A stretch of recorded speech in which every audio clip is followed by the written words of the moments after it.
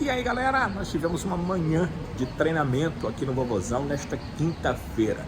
Foi o último treino antes da viagem. O Ceará vai ao interior de Minas e à frente aqui desses portões, subindo a escada, a gente observou uma parte do treino que o técnico Guto Ferreira e os membros de comissão técnica proporcionaram para a equipe. Além do aquecimento propriamente dito, com os jogadores ali naquela corridinha sem bola, foi feito um trabalho técnico-físico já com bola.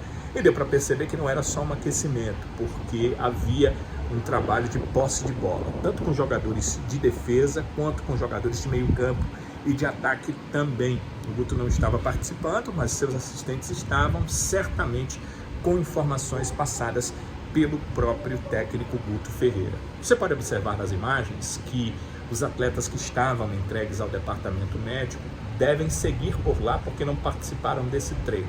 O Chay, que teve uma inflamação no joelho esquerdo, inclusive já não participou por isso da última partida, já não enfrentou a Ponte Preta. Na partida anterior contra o Vitória ele estava suspenso, poderia ter voltado contra a Ponte, mas sequer ficou no banco por conta desse tratamento da inflamação no joelho.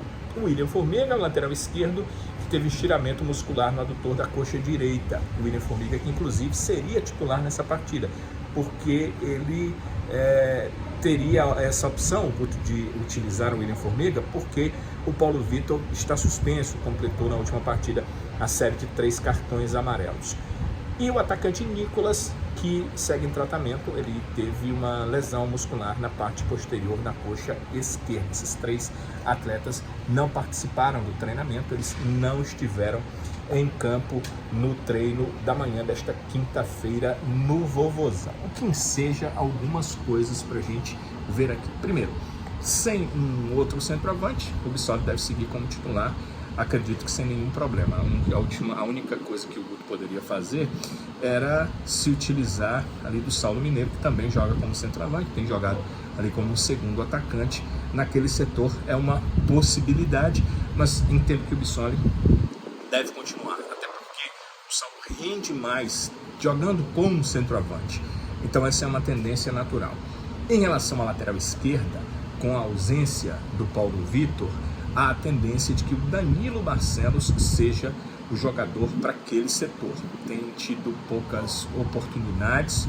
O Danilo, ele até começou a temporada brigando ali com o Formiga pela titularidade, mas acabou que ele fez algumas partidas em que o torcedor entendeu que ele foi mal, ele começou a ser muito criticado e culminaram essas críticas com vaias no momento em que o atleta estava no aquecimento. O telão do Castelão mostrava a escalação e o torcedor vaiou muito o Danilo Barcelos. Foi a última vez que vimos como titular na equipe do Ceará. Desde então ele passou a até figurar em alguns momentos, como nesse jogo contra a Ponte Preta, no banco de reservas, mas não voltou a ser titular na equipe do Ceará. E agora tem essa oportunidade. E eu entendo que por ser um jogo fora, por ser um jogo em Muriaé, o torcedor não vai estar lá presente, não vai ter essa vaia pré-jogo, há a possibilidade do Guto utilizá-lo. Se o Guto não quiser utilizá-lo, poderia utilizar o David Ricardo, que é zagueiro, pela lateral esquerda, mas aí teria que mexer num outro setor. Você já perde seu lateral esquerdo titular, a zaga está dando certo, você vai mexer num outro setor para cobrir a lateral esquerda e colocar um outro zagueiro? Não acho que o Guto vai fazer isso. Pode ser, mas é uma questão que fica com o técnico Guto Ferreira.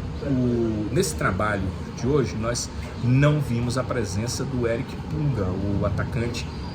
Até tinha treinado normalmente na reapresentação na terça-feira, mas no trabalho desta quinta-feira ele não participou, não treinou até o momento. Nenhuma informação do departamento de futebol ou do departamento de comunicação do porquê o Eric Puga não esteve em campo. Quem esteve em campo mais uma vez foi o Richard, já na terça-feira a gente via, só que na terça ele participou de todos os trabalhos específicos. Dessa vez ele ficou ali à parte, vendo os goleiros participarem desse trabalho específico, até ajudando os preparadores de goleiro, mas não participou desses trabalhos específicos com o grupo, pelo menos nesta quinta-feira. Eu confirmo, porque na terça-feira nós vimos o Richard participando de todos os trabalhos específicos com o grupo, ele que está retornando aos treinos depois de um período de lombalgia. O Richard teve uma lombalgia e por isso ficou fora. Essa informação dos boletins últimos do Departamento Médico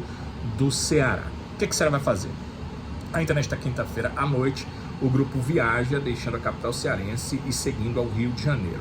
A saída está marcada para as 7h50, a chegada ao Rio para as 11h10 da noite.